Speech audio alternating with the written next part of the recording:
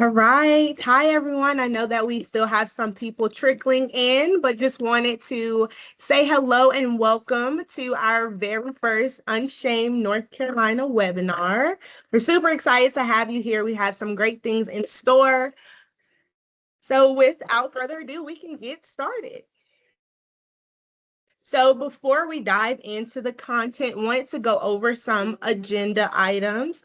So we are going to have housekeeping after this, and then we're going to go into a little bit about the campaign, so about Unshame North Carolina, and then why are we here? What is this webinar about? And then introducing our amazing speaker, Dr. Shukla.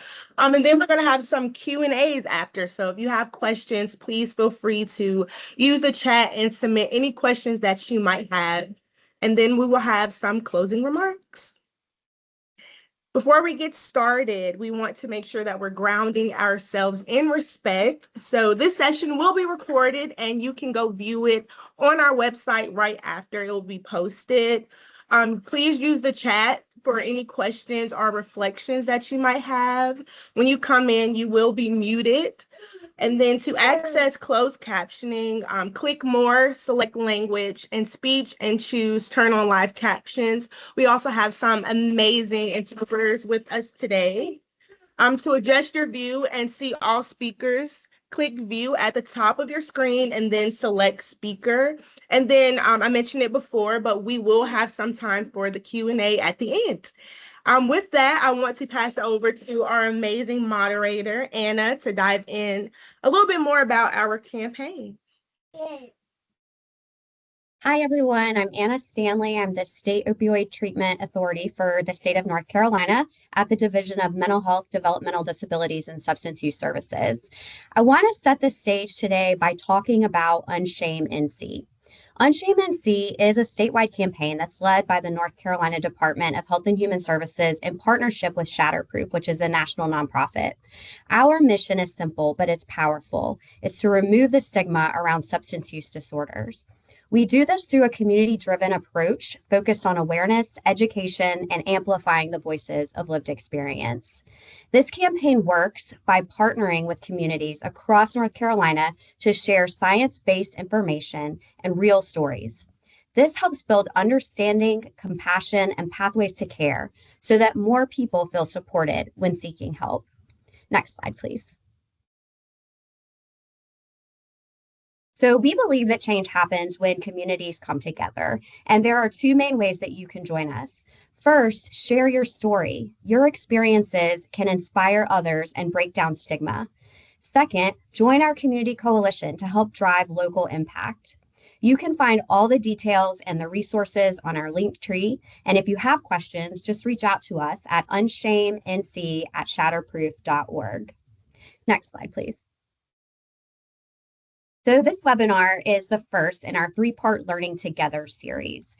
Today, we'll use a compassionate lens to explore why people use substances, the risk factors that can lead to substance use disorder, and how substance use affects the brain. Whether you're new to this topic or just looking to deepen your understanding, this session is designed for anyone who wants to better understand substance use and the people behind these experiences. Next slide, please. We are honored to have Dr. Shuchin Shukla with us today. Dr. Shukla is board certified in family medicine and addiction medicine with extensive experience in overdose prevention, addiction treatment, and public health. In addition to consulting for the North Carolina Technical Assistance Center, he currently serves as the Chief Medical Officer for Goldie Health and as the Medical Director at Greenville Comprehensive Treatment Center, which is one of our state's 97 licensed opioid treatment programs. His work focuses on improving care for people impacted by substance use and the criminal legal system. With that, let's dive into our Learning Together series and hear from Dr. Shukla as he helps us to build a better understanding around substance use. Hey, can you hear me? Did someone tell me they hear me?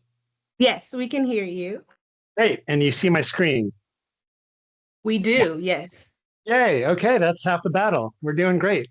Okay, so thanks everyone for joining the webinar today.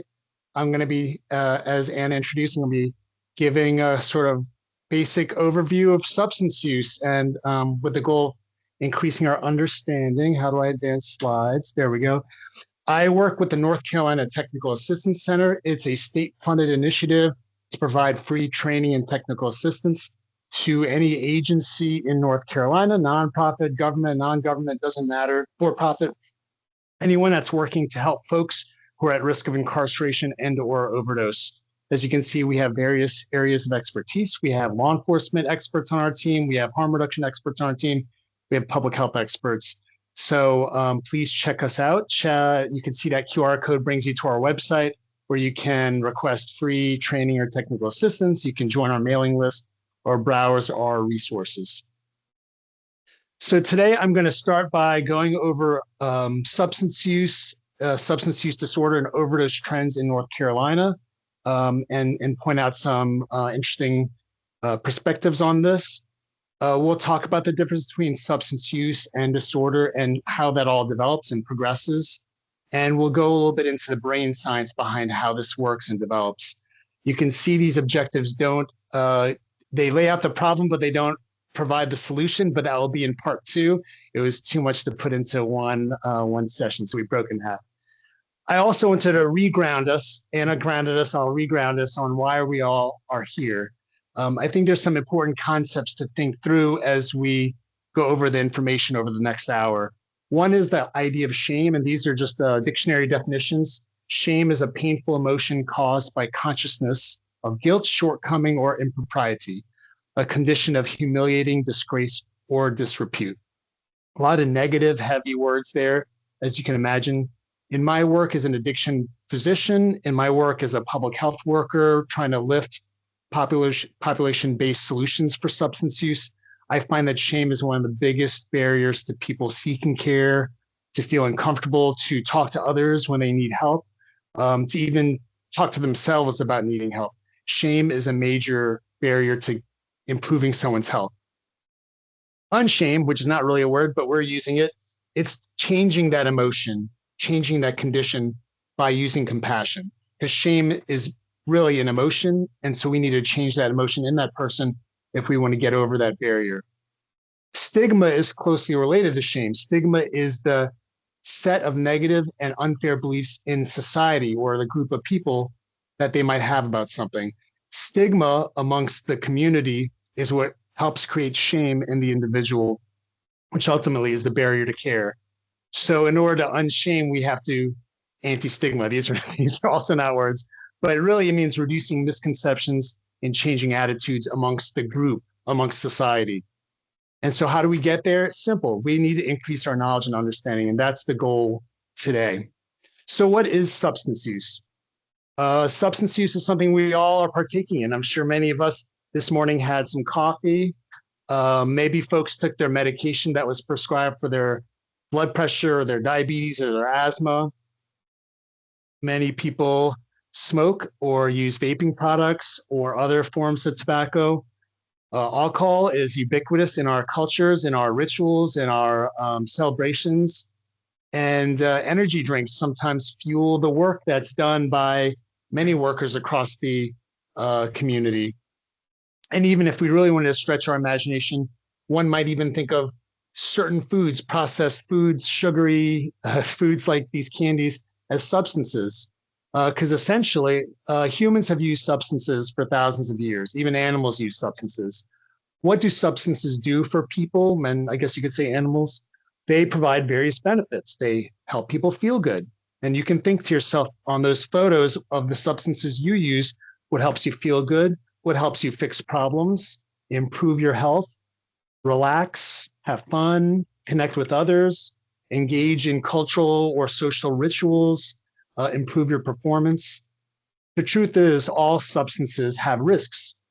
Every medication I've ever prescribed in my life as a family doctor, which preceded my life as an addiction specialist, all those medications have risks. There's not one medication that does not have some meaningful risk, and including foods we eat, because I certainly enjoy a donut or two or four on special occasions.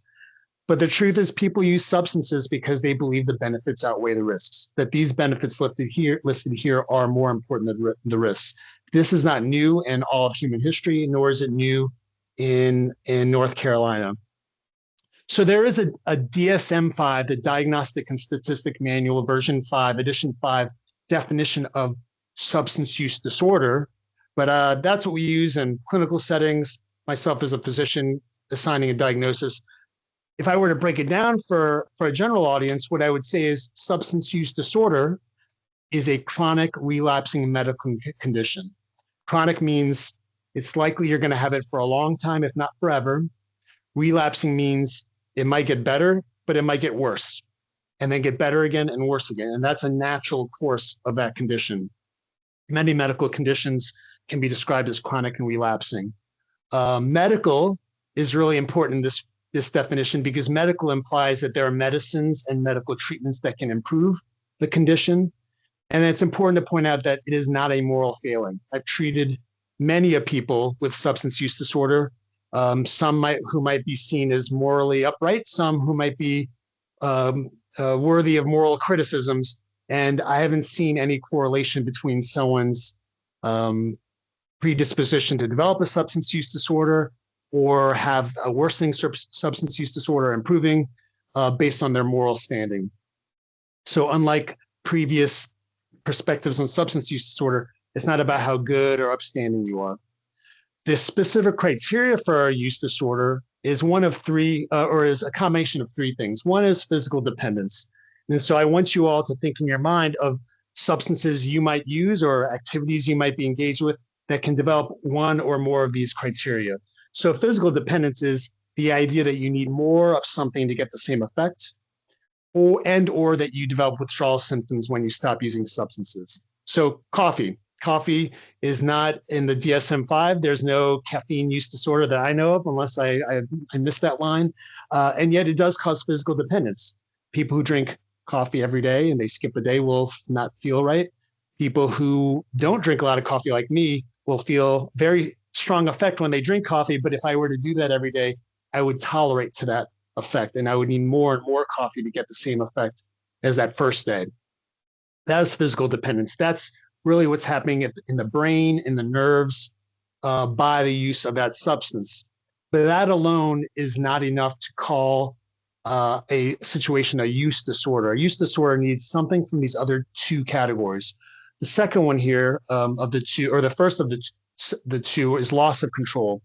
Using more than you want or for longer periods of time, quote, it's taking over your life, wanting to cut back or stop, but you can't, and craving or strong desire to use even when you haven't used in some time. Both number one here and number two are actually pretty closely linked to the brain. And I have some information here in these slides that I had to cut a lot out, but really there's a lot of research showing that the way someone's control or lack of control and their experience of withdrawal and dependence is linked to some specific parts of the brain, some specific receptors, brain receptors related to specific nerves. So this is very neuroscience based. The third category has some neuroscientific basis. This is continued use despite risk or harm. And so this is alluding to that previous slide where all medications have risks, all substances have risks. But in this case, I guess you could say our general societal perspective is that for this specific use disorder, the risk and harm is not worth the benefit. The risk and harm is too extreme to justify use. And so this might be risks and harms to your career, to your finances, to your relationships, to physical or mental health, to your safety. But still the person is still using these substances despite these risks or harms. And so the first two you can see are very much related to the brain and to the nerves. The third one, in a lot of ways, has more to do with the substance and the way and context the person uses that substance. And I'll give you a great example, the difference between beer and liquor. Absolutely the same substance, it's ethanol. They both can cause physical dependence and a loss of control, but the risk and harm is different, and that has to do with the way someone uses that. Beers are consumed in a different way than grain alcohol is and can have different effects because of how it's a person's relationship to using that substance. So these criteria are what's needed to diagnose a use disorder, but the devil's in the details. Let's talk a little bit about substance use in North Carolina specifically. So this is from the most recent, or actually the year before, but the most recent data by state I found from the National Survey of Drug User Health. This is a national survey done all across the country, huge sample set, so really reliable data. You can see the 3 colors for each substance corresponds to different age groups. So you got your teenagers, your adults, but on the younger side of adults, maybe I guess those are Gen Z / millennials, and then you're over 26, you're older adults, if that makes sense. So there's some trends I point out. So the first 2 there, tobacco use and nicotine vaping. As you can see, tobacco use as a person over 26, age 26 activity, whereas vaping is now really the thing that teenagers, Gen Z, and maybe eventually Gen Alpha, I hate to say it, will be vaping instead of smoking cigarettes. And so that's one big trend we're seeing across the country. Second trend is just the last 4 you can see are just substances. So alcohol use is legal and celebrated in our country and in our society. And so you can see, first of all, that teenagers are not strangers to alcohol use, though obviously it picks up as people become of age to purchase and consume that. And when people start drinking, you could see as they age into their late 20s, they're pretty much at the same rates of substance use. And this is substance use, past month substance use, someone who's used these substances in the past 30 days in North Carolina. Cannabis use, that's marijuana, weed, whatever you want to call it, THC products. You can see teenagers also are using THC products. And when you look at the details, it's often vaping more than smoking, joints and blunts and things that people used to use. And so that goes up in people's early 20s, but actually people sort of age out of that a bit more as they get older. Binge drinking, similarly, more of a young adults activity, and people age out of that. And then the last category is illicit substance use, not drinking, not nicotine, but also not cannabis. You can see those rates are pretty low, but we do give extra attention to that. Let's at least touch on use disorder. So again, this slide was use in the past month. This is people who develop that criteria of having problematic use, lack of control, risk, and harm. So on the very left is any substance use disorder, and not counting nicotine, but that's alcohol and illicit substances.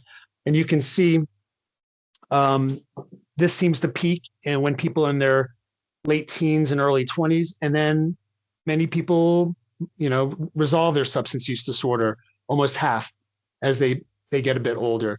When you break that down into substances, it's kind of an equal split between alcohol and illicit substances. And you can see they add up to more than the whole, because some people can have both an alcohol and a drug use disorder. And then the last category is opioid use disorder, really the focus here of this seminar and this Unshame series. You can see this is pretty rare amongst teenagers, young adults, and older adults. But you do see that things worsen over time. Unlike a lot of the other substances where people kind of get better as they get older, opioid use disorder seems to pull people in. And in fact, there's some who say opioid use disorder is sort of the final stage in a spectrum of use disorder that might start with the things that are, teenagers can start, that are easy to get, alcohol and nicotine, maybe cannabis products, but as they progress into use, they progress further towards opioid use disorder for some folks. When we think about that harm and that risk, so at the individual level, that can mean individual things, like I said, relationships and finances. But we think of the most important harm, which as a physician, I think is death. Pretty morbid perspective, but that's who I am. When we think of deaths, the biggest contributor to deaths, and this is US data, not North Carolina data, but the biggest contributor is actually tobacco, the thing that is very legal. And, you got famous movie stars smoking in movies even today. You can tell which TV shows have gotten some sponsorships by the way they portray tobacco use. Still one of the biggest contributors to death, primarily not just from lung disease, but primarily from a variety of cancers. So that's important to point out, because we will be focusing on opioids, but it's important to name that elephant in the room that by far dwarfs other substances. But you also see alcohol and drugs very equal in terms of a cause of death, particularly when we think of alcohol use as a risk factor. As maybe some of you know, alcohol does not tend to cause an overdose syndrome, though it can, but it's more likely to contribute to, again, various types of cancers or chronic liver disease, liver cancer. So it's important to know that things that we consider not as shameful, right? It's cool to drink and smoke and party. It's not so cool to inject drugs, at least in common societal perspective. So the stigma is different, but if we were really focused on public health outcomes, we might rethink how all that stigma plays out.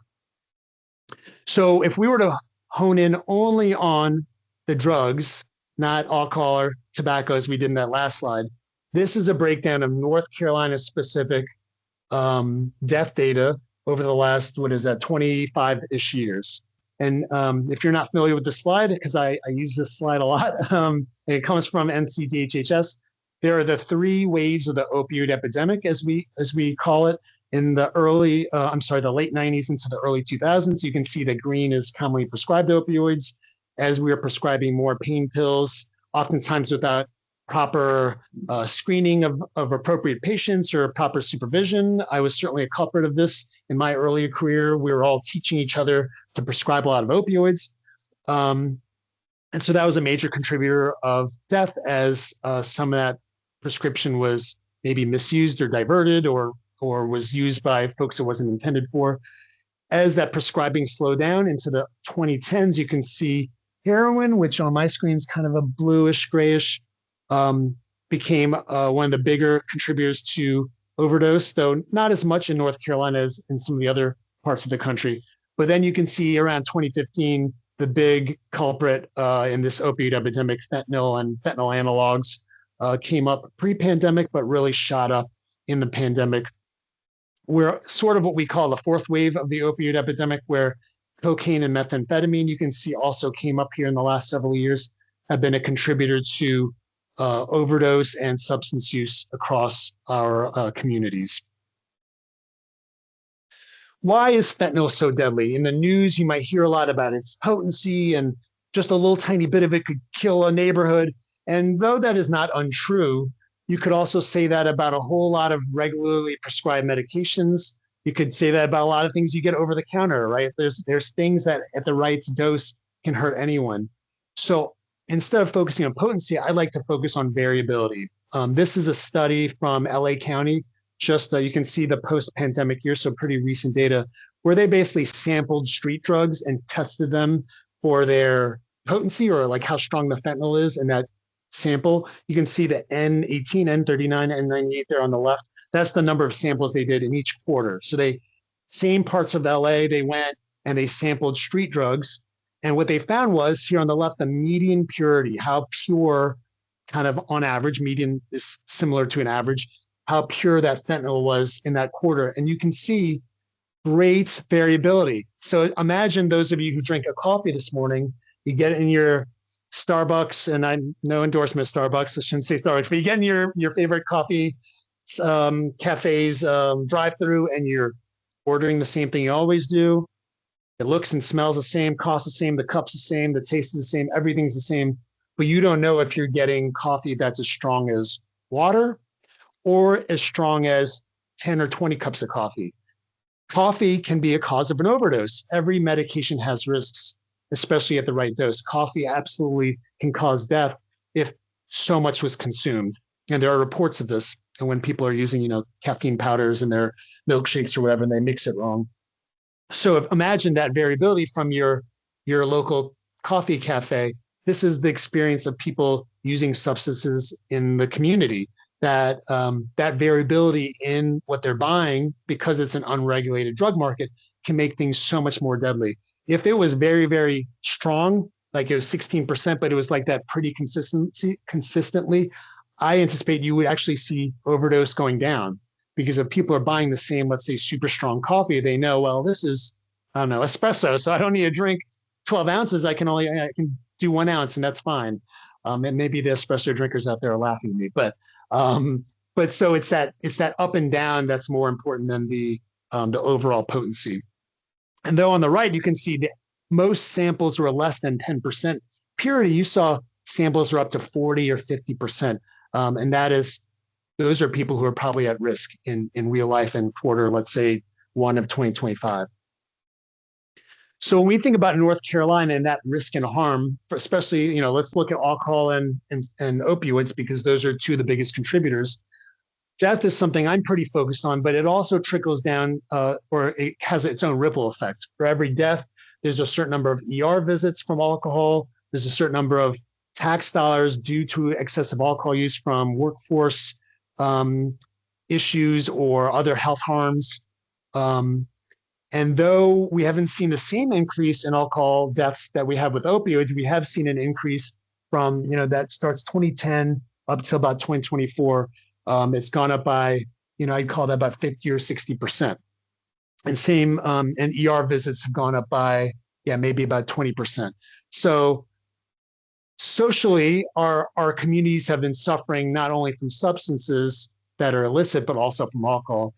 And we have that same data for opioids. For every death, there's a certain number of hospitalizations, ER visits, EMS visits, and overdose reversals by the community. What we've seen that's a little different with opioid overdoses, we've seen this dramatic decrease. So if I could go back, sorry, people hate when this happens in a slideshow, but here, this data ends in 2023. So here, this is NCDHHS's data. You can see a big downturn between 2023 till now. And though it's curving back up, that ER visits there on the bottom right, it's kind of curving. We still have seen this really dramatic decrease. But I'll point out that the decrease has got us down to the same rate of overdose that we saw in 2020 or 2019, right before the pandemic, which, if we can go back one more time, sorry for making me dizzy, 2019, that overdose rate was still the highest we'd ever really seen in North Carolina history and in American human history. So good news that we're going in the right direction, but the bad news is it's still insanely high compared to human history. How does this all begin? So that's a lot of the doom and gloom. Let's talk about some nerd talk now and get into some brain science. So why do people start using substances in the first place? This is a study that asked teenagers entering drug treatment for between 2014 and 2022 why they use substances. And I won't read this whole long list, but this is all stuff I certainly feel nowadays, let alone when I was a teenager. I've had lots of needs to feel more mellow or calm, or worry less about problems, or have fun, or help with concentration, etc. There's a lot of good reasons people use substances. Like I said in the beginning, through human history, people have used substances for purposeful reasons, and that hasn't changed with the current era of substances. One thing to point out, and I don't remember if I have this on other slides. There's a lot of ways to fulfill these needs, these motivations, right? Like if I'm, after giving this talk, if I'm stressed out, I'm like, oh man, I don't know if people are paying attention. What would I do? I'd go for a walk. I call my wife, have a conversation with a loved one. I might have a snack, right? Like there's a lot of things I can do to self-manage. For folks who have less ability to self-manage, particularly folks who don't have a consistent roof over their head, folks who have food insecurity, folks who don't have insurance in order to pay to see a counselor to work this out when they're teenagers. Those are folks who are going to use the tools that are more available. And for teenagers, it's, like I said, vaping, nicotine, vaping, cannabis products, and alcohol. So a lot of these motivations go hand in hand with how does someone address these motivations safely or with substances when they don't have safe avenues. So once a teen or adult uses substances, why do people keep using substances? A lot of that has to go back to that first category in the definition of a substance use disorder that I mentioned, the physical dependence. And so here you have the schematic on the left side. Someone, let's say, is getting prescribed opioids. They broke their ankle. They take it and it makes them go up on the scale. So let's talk a little bit about the scale. On the very left, it's sideways, it says mental state. We all live in this mental state. And some might say this is our dopamine brain, right? That's a phrase that's thrown around, but it's really, the brain is complex. But in general, like we're feeling pretty good or pretty bad or in the middle. Any given day, any given moment has to do with how much sleep you had, how hungry you are, who just cut you off in traffic, whether you just won the lottery. Something's putting you up and down. um, at any given moment. And sometimes we have some control over that. Sometimes it's due to external pressures. And so you could even call this a side effect, but for things like opioids and actually a variety of illicit and legal medications, a side effect might be to make someone feel mellow and euphoric. In opioids, that might even be the reason you take it, because when you're in pain, having a little mellowness makes that pain a lot more tolerable. But nevertheless, you take the medication, it goes up, the medicine wears off, it goes down. And here you are taking the medication as prescribed, which says take every 4 to 6 hours if you're in pain and you're doing it. But over time, you can see that red is the set point, which was previously at normal. It starts trending down. And the peaks of when you take the medication are also trending down. This is that physical dependence. Because when you stop taking the medication, you have withdrawal, you're more dysphoric and anxious, you're low on that mental scale than you were without ever taking the medication. And when you take the medication, the peaks, like how strong that medicine works in your system, is not as strong as it was the day before or the week before or the first day. So that is dependence and withdrawal symptoms. In this example, this person, let's say, ends their prescription there on day 10. They go through a period of withdrawal, and nicotine causes withdrawal, alcohol causes withdrawal. A lot of psychiatric meds, even blood pressure meds, can cause withdrawal. Some would say even things like social media or internet use or even certain foods can cause withdrawal if you were suddenly to stop. But you go through this withdrawal. When it comes to opioids, withdrawal is literally can be dangerous. People have such bad diarrhea and vomiting that they can have dehydration, which can exacerbate cardiovascular conditions. There's contaminants in drugs now that can cause crazy changes in your blood pressure. People can have seizures. So opioid withdrawal can be fatal, and at the very least is horrifyingly torturous. It's one of the worst experiences most people have. It's extremely traumatizing and changes the brain just as much as the substance use changes the brain.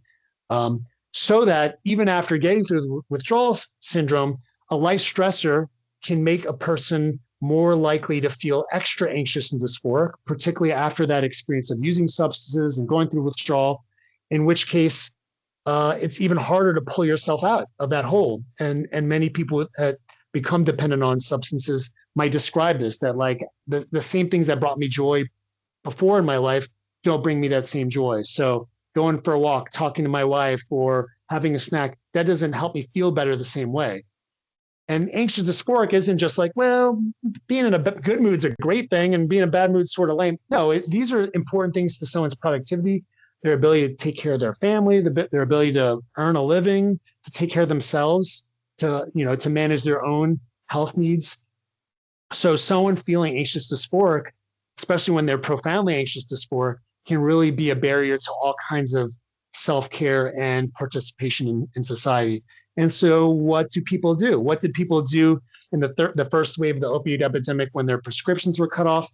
They tend to use what's going to make them feel better. And for many people, it might be heroin, and now in this day and age, fentanyl. So you see on the very right of this graph, someone's use becoming more chaotic. The highs are less high, the lows are lower.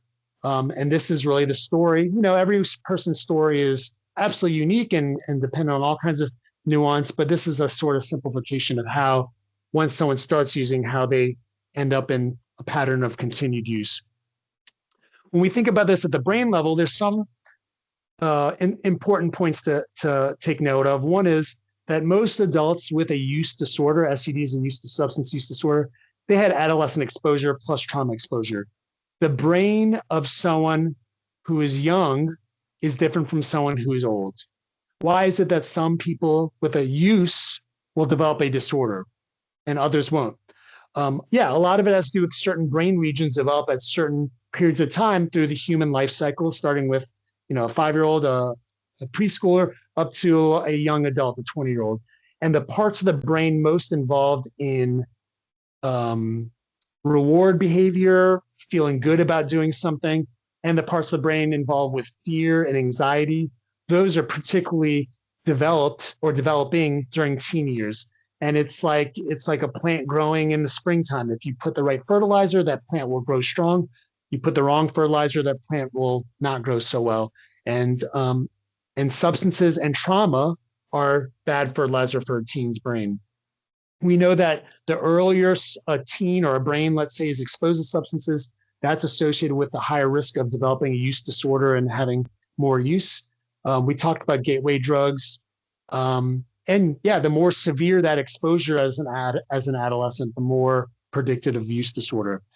I won't go into deep detail of the neuroscience of this because of our limited time, but I did want to point out on the left, this is changing the brain, whether it's an animal study, a rat model or ape model, or human models with MRIs, with different blood tests they can do to image these things. We see that this is happening at the microscopic level of how one nerve in the brain connects to another.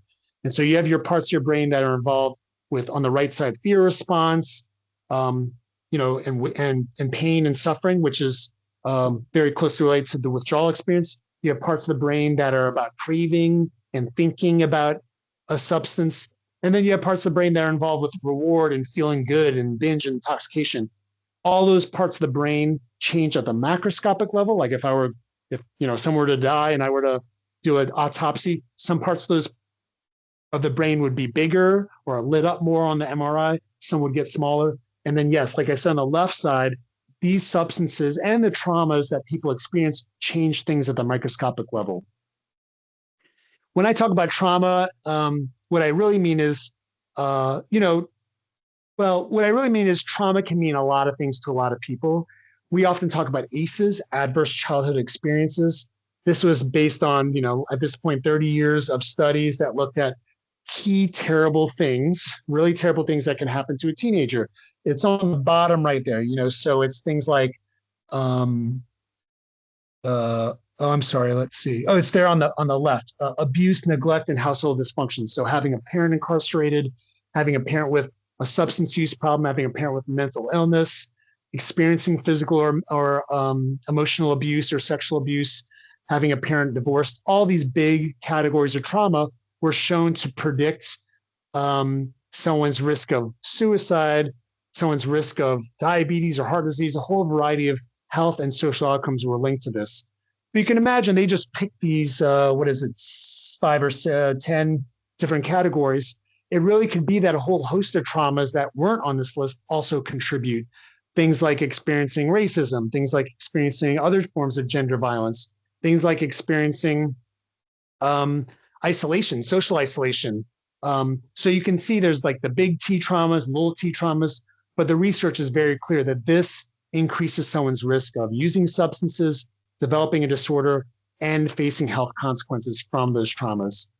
And really, instead of just focusing on the ACEs, the top of this tree in this diagram here, of all these kind of bad things that can happen to the individual, really we have to acknowledge that these individual experiences are rooted in the environment, in the community that people experience their lives, and in particularly their early childhood. And those ACEs are rooted in things like poverty, discrimination, community violence, lack of social or economic capital. And so to really fix those ACEs, it's really important that we address those community environments. And just to kind of paint the picture as broad as possible, and really move away from the idea that someone made a bad choice, there's so many things that increase someone's risk at the population level of developing a use disorder. Things like lead exposure, a variety of traumatic brain injuries. It doesn't have to be just military or NFL experience. It could be really, smaller things. Fetal alcohol spectrum disorder. It can be folks who didn't even know that they had alcohol exposure in utero that have some effect of this. And things like ADHD and autism. All of these can increase the risk of use disorders at the population level. I'm going to skip a few things here. So when we think of how do we change the conversation from risk factors, which is a lot of what I discussed there, to resilience factors, well, there's a whole lot of science behind this. This is a summary here, so a lot to digest, and I'm sure we'll get you all slides so you can read this at your leisure or take a screenshot. But this is a breakdown of primary prevention. How do we prevent people from actually developing a use disorder, in this case, opioid use disorder, at the individual level, interpersonal level, and macroscopic? I mean, if you read this, you can see that they're all kind of connected. In order to reduce the risk at the individual level by addressing adult unemployment, we might need, at the macro level, a community vitality and economic opportunities, right? These are all linked together. We need to build that community to eventually help people have less ACEs and more resilience factors to decrease their risk. The same conversation can happen when someone develops a use disorder to decrease their risk of harm. There's a variety of things that work that are proven in science to be helpful at decreasing harm and risk and helping people lead more meaningful lives. It is important to note that the majority of people with a use disorder are in recovery. So this was from that National Survey of Drug User Health, Drug Use and Health.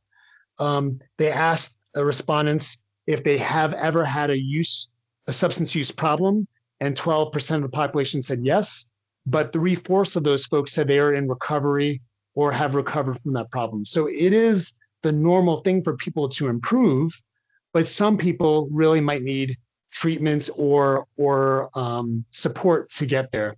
There's a framework for thinking how that support works, just like we had for the interventions. We have that at the individual experience level. So personal capital, social capital, and cultural capital, these are all components of the Recovery Capital Index, one of many instruments that can be used to assess and track someone's recovery and how we can support them to have a better chance of being in recovery. That recovery timeline can take a while. It's important to understand that it doesn't just happen when someone thinks they want it to happen. Usually, if you start at the very left here, you might have the onset of addiction, but it might take years of someone trying to self-manage that before they actually go out to seek help. After seeking help, it usually takes multiple treatment episodes over many years before someone can achieve at least a year of remission, which we would call full sustained remission. But it really, for someone to get back to a normal level of risk, most studies show you need at least 5 years of abstinence from that substance to be back to kind of reset your risk. And so that involves a whole different category of helping someone of continuing care and aftercare support. And so when we think of how do we help people, we have to think of a pyramid of the most important piece is helping people develop the motivation and transition into a different way of looking at their health as opposed to continuing their substance use. Stabilize them, particularly physically, because substance use with fentanyl has become so dangerous. Really, the first step should be not focusing on recovery, but focusing on stabilization, helping someone stop using in the short term. And then we can start thinking those later stages of recovery to help people regain their sense of independence and fulfillment in life. What doesn't work? Well, here's a couple of things I'll end with here. What doesn't work is, unfortunately, law enforcement can't be the only solution.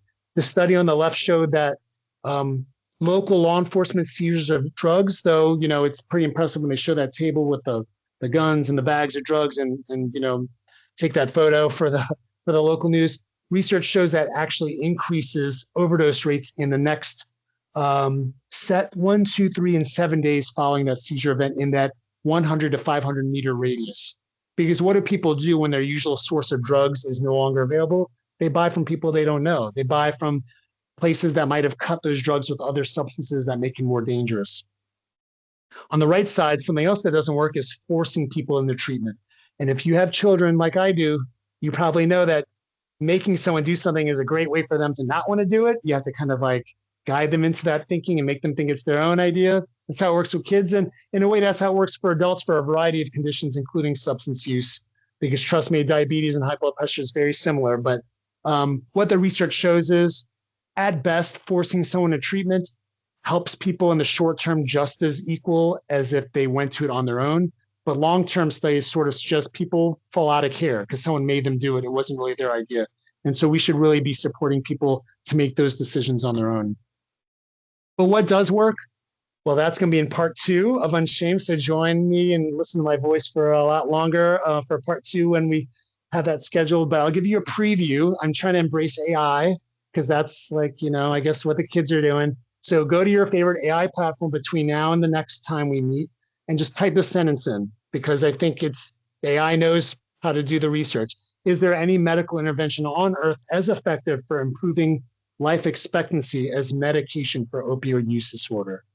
And I think if you come back with something wacky, like bring that to the next Q&A. The last thing I like to say is just to really hit the point home, what to do if someone you love has a substance use disorder. Your guiding principle should be the opposite of addiction is connection. People need connection. They don't need moralizing. They don't need lecturing. They don't need to be forced to do things.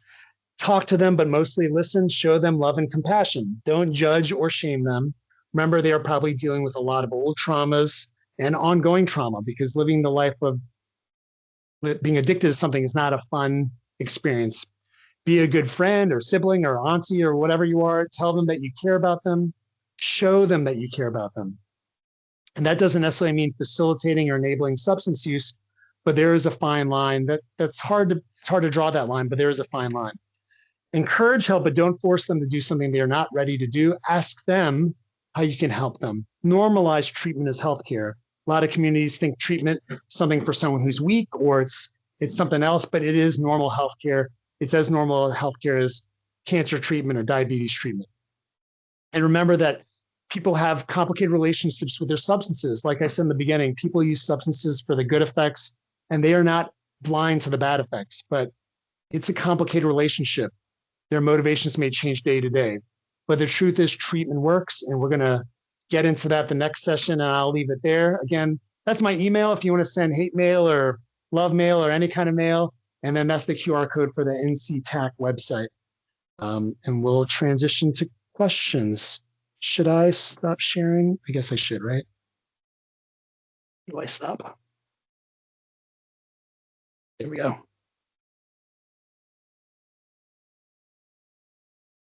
Or should I show my screen, my slides? I don't know. I think it's okay for right now. Okay. So we're still waiting for some questions to come into the chat. But I actually did have a question about that recovery pyramid that you shared, Dr. Shukla. You highlighted the importance of the stabilization period, particularly for opioid use disorder. And I was wondering if you could talk just a little bit more about what that stabilization period looks like. Yeah, let me share that again. I should have left my slides on. Go back.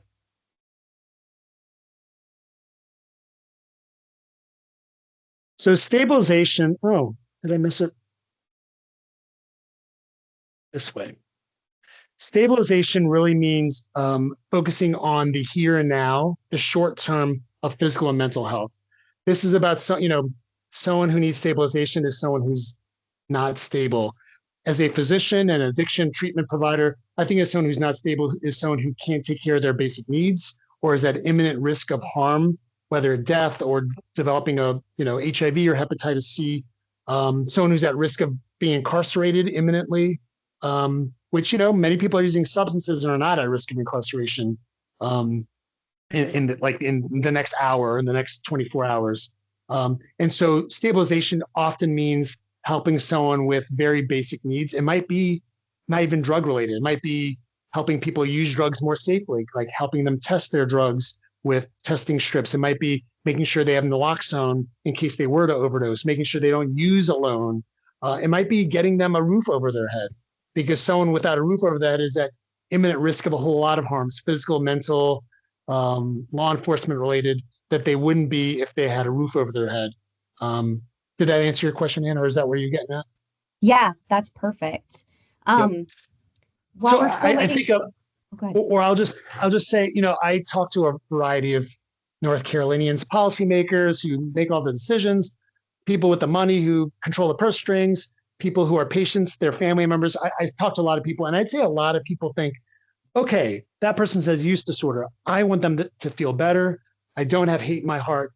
So let's get them into all these recovery groups and these mutual aid groups and AA and NA and counselor. And they just have a whole, like a whole list of things. And it's like, whoa, that's middle and late recovery. And I think they mean well, right? This is why I get paid the big bucks, because there's an expertise behind it. But a lot of people mean well, and they think, oh, these are things I know are helpful. And my uncle had this problem and he did this too and helped him. But it's like, whoa, like for one thing, the substances have changed. And really it's that those are solutions for a little further down the recovery pathway. Right now, this is a person, your loved one is mentally unwell, like today and tomorrow. Like they are not thinking straight. They aren't healthy. and they're at risk of death, we need to address that before we do all that long list of solutions. Mhm. There was a comment made that this looks sort of like an SUD version of Maslow's hierarchy of needs. Is that how you would characterize it? Yeah, totally. And if Mhm. folks aren't familiar with that Maslow hierarchy of needs, I'm not necessarily an expert, but I was in college once. I feel like it's a cost thing to talk about. But so there's a pyramid, and on the bottom of the pyramid is things like your basic needs, like food, shelter, and then as you move up, it might be having stable relationships. As you move up, it might be having a sense of identity and work that's meaningful to you. At the very top is actually spiritual. It's about really having a sense of purpose in your life and a sense of agency over your future. So you can't go to someone and start, telling them about like how important it is to be in important relationships and have deep friendships when someone can't eat, right? They don't have enough food to eat every day. It's like, don't worry about that stuff on the top until you deal with the first level. And substance use care is very, very similar. Hmm. Absolutely. Um, Dr. Shukla, what actions do you suggest to promote normalizing treatment as healthcare? Yeah, that's a good question. Do you mean like for a person with a loved one, or you mean just we as advocates or parts of our community? Or I can Um, try to answer both. yeah, I would think, I mean, I'm guessing that maybe this is what Amy meant by the question, but I would guess that it would be about advocating in the community, but I'm not sure. Sure. I mean, I think the more we talk about this in places where it's not being talked, the better. So I think there might be people on this call. I think, what is that true? 150 people on this call. Maybe some of you belong to a church or some other faith community. I think that's an excellent place for these conversations to start happening, because there are some folks who may not feel safe or comfortable or interested in coming to a webinar like this. But those folks might be engaging in community in other places where we don't have these conversations. So bringing this to faith communities, bringing this to like places where only men hang out, like maybe not the bar, but like men's clubs of some kind, like sports activities, right? When I watch the Super Bowl, I see a lot of beer commercials. Wouldn't it be cool if we had commercials that really focus on like healthy behaviors and getting help for issues, right? Particularly related to alcohol. um, so I think the more we talk about this and normalize it, the better. If you look at other stigmatized conditions like HIV, before I was an addiction specialist, I was an HIV specialist, and it wasn't long ago when I was younger where like no one talked about HIV, and you only got a test if you were admitting to yourself that something was wrong with you. But right, through public health history, America has normalized HIV testing and discussing safe sex, where now like Gen Z and Gen Alpha, this is all super second nature to them. We need to be at that level with substance use where it doesn't feel shameful or weird to talk about it, where it's like, no, this is a problem that we all can face. We've all experienced something like this in some way or another. We all lived through a pandemic where we all probably had maybe a few more drinks than we meant to sometimes. And so this is something we can all connect with and show compassion towards. Mhm. There was sort of a technical question in the chat. Do you have any advice or recommendations on group activities or websites to share with professionals that are working with the SUD population? Um, I mean, off the bat, SAMHSA has a ton of resources. They have something called the TIP series, which is, oh, do you know what TIP stands for, Anna? I don't remember. Maybe training and Treatment practice or improvement treatment. protocols. There you go. That's why you're soda. But they have, if you just Google SAMHSA tips, there's a library. I mean, there's dozens and dozens of topics that relate to like peer support in the emergency room, or methadone treatment in jails, or buprenorphine through low barrier, like every single, there's like big topics and then the like subtopics. So there's a ton of resources. It's extremely well cited. I mean, it's the tippy top of guidelines in American or really English speaking addiction care. So there's a lot of resources there, like reference within those documents. So I would start with SAMHSA. As a physician, I also use ASAM, American Society of Addiction Medicine. They have a lot of great stuff. They partner with PCSS, Providers Clinical Support System, I think. but they have a lot of free webinars and trainings that people can access on a variety of topics related to addiction. Great. But I'm sure the Unshame program is going to have a lot of those resources set up. So I might defer to some stuff we'll email out soon. Sounds good. Another question that came in the chat, can you share your insight on SUD and mental health diagnosis barriers? Yeah, well, I mean, there's a long list of barriers to getting diagnosed. If I'm interpreting the question right, like what are the barriers to getting diagnosed? I'd say first and foremost is how shaky healthcare insurance is in America and in North Carolina. I'm so happy as a provider who had to struggle with figuring out solutions for patients. I was so happy when Medicaid was expanded. I had a really important experience in my life as a doctor where I started a job in an addiction clinic and a young woman came in and she had a positive pregnancy test. And she was like, yeah, I think I'm pregnant because I did the test at home. But I want to make sure.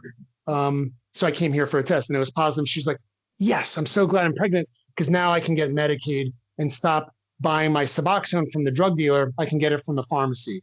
And I was just like, whoa, that's what people do. Because they had to, it's cheaper to buy medication treatment from a drug dealer than it is to go to a clinic and get your copays maybe, or whatever, if you even have insurance, and pay at the pharmacy. And so, it used to be Medicaid, you'd have a easier chance getting it if you were pregnant or you had children. And so that's what it was for this woman. But insurance, I'd say, is one of the biggest barriers. As we've said through this past hour, stigma and shame is another big barrier. Having providers, especially in rural communities, is often a big barrier, though in North Carolina, as you know, Anna, we are rich in opioid treatment programs. We're very lucky. A lot of, I'm sure, brilliant and insightful people in North Carolina's history led to this moment where we have so many opioid treatment programs. We have a lot of federally qualified health centers in the state that can also prescribe treatment and also can provide mental health services, particularly for those with bad insurance or no insurance. So we have a number of resources, but sometimes that's a little harder in rural areas. And then I'll add one more, just things like transportation. It's a lot of small details that can literally be life or death. And I'm not exaggerating. Literally life or death is like, do I have a ride? Did my car break down and I don't have the money to repair it? Do I even have a ride? Or is it snowing too hard for me to get to clinic? Because usually I walk or take a bike. Those things matter, particularly in rural areas. So though telehealth is going to provide potentially a solution for some people, whether mental health or substance use medications, it's still a challenge. Transportation, insurance, stigma. Yeah, absolutely. I'm going to try to hop one more question in, and it is from Tyler. So he is supposing that there may be a correlation between ADHD and substance use. He's asking if there's any evidence showing that treatment of ADHD with stimulant medications can prevent the development of SUD or a recurrence of chaotic use. Yeah, that's really nuanced points, Tyler. But yes, so the information we have, and I'm a modest expert, but not the deepest experts, but the information I understand is that folks with ADHD, diagnosed ADHD, have higher rates of substance use. Does ADHD cause substance use disorder? Does substance use disorder cause ADHD? We can't say. My guess would be they both affect each other, but this we know is an association. People at high risk of one are at high risk for another. And research does suggest that, especially for teenager or youth, pediatric patients who are diagnosed with ADHD and have access to treatment for that, have lower risk of starting substance use and developing use disorder. And so it's important to note that like pain and in this case, ADHD, these conditions, which we use controlled substances for, it's a very complicated relationship because we can both help people and potentially put them at risk if we don't provide these services correctly. But I do see, and I think, Tyler, you're getting at, that sometimes we think, oh, this person has ADHD and they have a substance use disorder, we shouldn't treat their ADHD, when the truth is a little more complicated. Yeah, it does seem like there's some stigma towards stimulants in general in recovery communities. Well, we are at the end of our time, so I wanted Yes. to just thank everybody for attending. Jayla, do you have a couple closing words to say? Yes, following that, thank you so much, Dr. Shukla, for coming and being with us. On the thought of an amazing webinar, we wanted to go ahead and promote our second webinar series. So there's a QR code here, and we're just going to continue the conversation, but bringing in the science behind MOUD. So please feel free to scan this and join us for our next webinar. And then just also wanted to post our post-webinar survey. We would love to know and hear your feedback. Your feedback shapes our future webinar discussions. So we really want you all to just give your perspective of how this went. And again, I want to say thank you to Dr. Shukla. Thank you, Anna. Thank you, everyone, for being with us. And we hope to see you in our next webinar series. Have a good one, everyone.